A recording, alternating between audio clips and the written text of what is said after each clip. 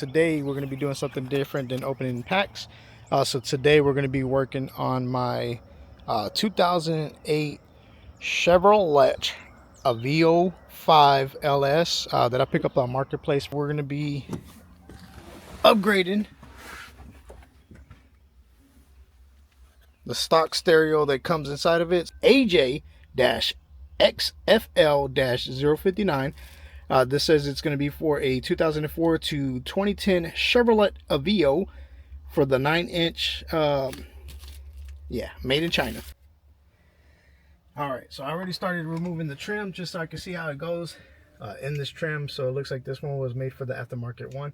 But we do have where it has these little tongs on here, so we do have to remove that so that way we can transfer them over to the new kit. Yeah, I'm pretty sure this one's... Oh, it might just hold on by that one tab. So from this radio, it looks like we have your CVBS and 2, which is probably more than likely that is for front video. You also have the blue one. This is for the subwoofer, so this is going to be a mono out to your subwoofer, which I do indeed utilize.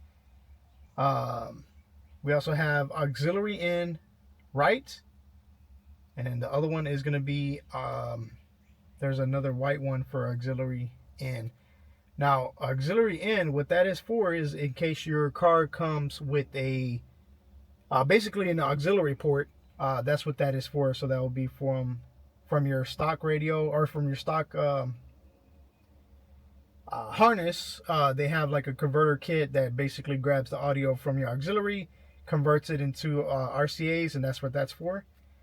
You also have audio out, so this is going to be in case you're going to do a 4-channel amplifier. So you have your audio out, left and right, and then we also have CVBSN1. Okay, so I'm assuming that's for front, and you also have your video out. So this is actually pretty interesting as well. So video out is going to be for an RCA to another monitor, so that way in case you have like monitors behind you. For your kids as well, so they have like new Android radios or some Android radios that come with audio video out, so that way you can also carry out the video when you're playing a video up here for the kids, and if you want to do something cool, yeah, you can do that as well, like put it into another monitor for a bigger screen or something like that. You also have your mic input, so that's going to be for the mic that we have already pre-installed in this vehicle. And on this one as well, we also have our amplifier out. So that's this guy. So this one can also, the antenna can also be used for amplifier. However, it's not really recommended. So that way you can just use the regular the app out on that one. So we'll definitely be utilizing that in the future. So let me put that to the side. So we'll be using this for the backup camera. Oh, I'm sorry, not for the backup camera.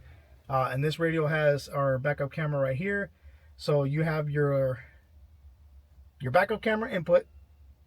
You also have on here, it comes, I believe this came like pre like that, you know. That basically means that whenever it's connected, it creates a line on the display, which is your stock line, non-movable, non-adjustable line. So we adjust that. Or I think these are antennas. It's one of the others, but I believe that's what this was. It was the antennas.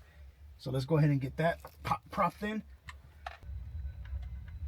Some of these Android radios also have an antenna for a 4G, 5G input as well. So that way, in case you have a radio that has a SIM card adapter or a SIM card built in, or not a SIM card built in, but a SIM card reader, you can place a SIM card on there, just a cheap 4G, 3G, yeah, well, not 3G, we don't utilize 3G anymore, just a cheap 4G or 5G data only type of plan. You can do that as well.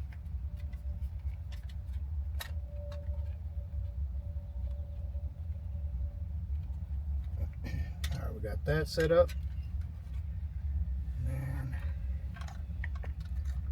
we'll go ahead and get this guy set up.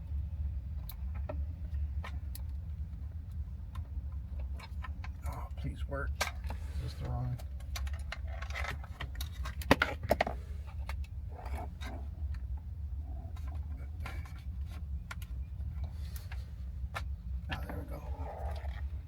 for right now, we'll go ahead and just tuck this in real quick.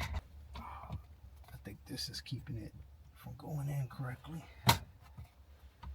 We'll figure that out down the road. Alright, so for right now, let's go ahead and boot this bad boy up. See what we're working with.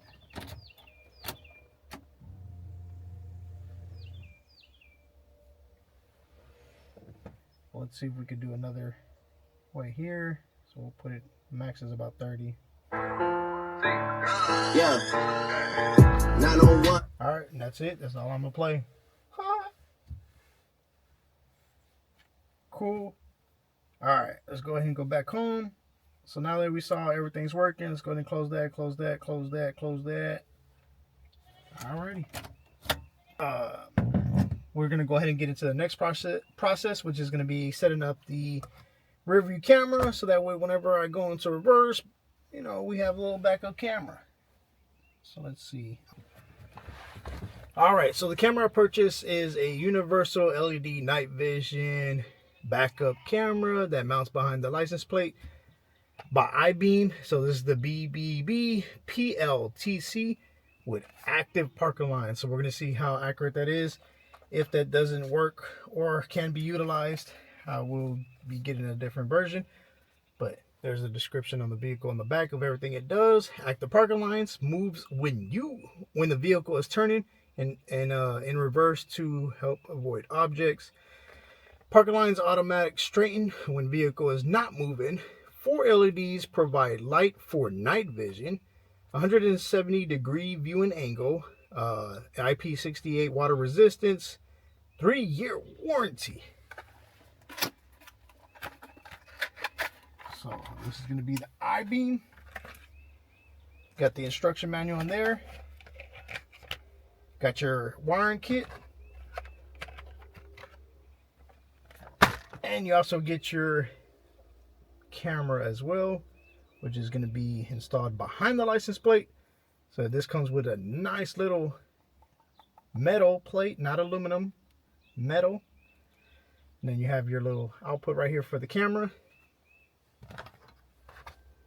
And then all the wire, the long wire here. So first things first, we're going to go ahead and start going from front to back and side to side. Okay, so a quick little update. So I had to run the wire through the driver's side, fished it through the bottom, ran it up through here, took off the seal, took off the hatch casing back here, got the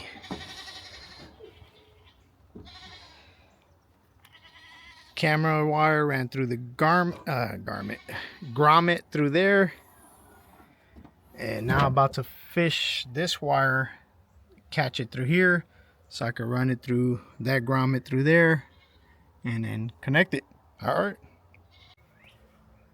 Alrighty, back again with some updates. So I got the wire ran through here.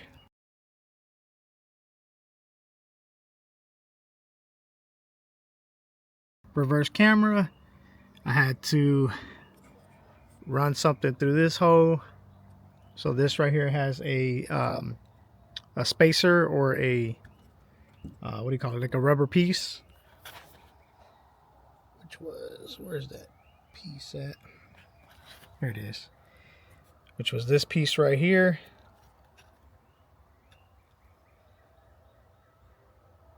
And then that basically unscrewed from there. And then I ran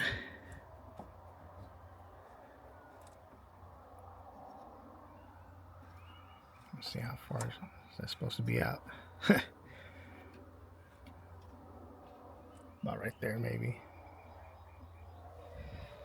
And then I got one of these zip ties. Basically ran the zip tie in through here, through that hole, till I came through here. Can we see that? Sorry, not good recording because I can't see on the screen, but got it through there. Then I taped the wire together, pulled it through, and then once I had that wire hanging, I had the wire that came from the camera, got that reversed and went through that way. Also did the same thing with a zip tie, pulled that wire through. Oh man, it was a hassle. It was a pain. After I did that, I got this wire to come back down, which is going to be the ground and reverse signal light. There we go. Sorry about the lighting if you can't see anything. There's the pigtail right there.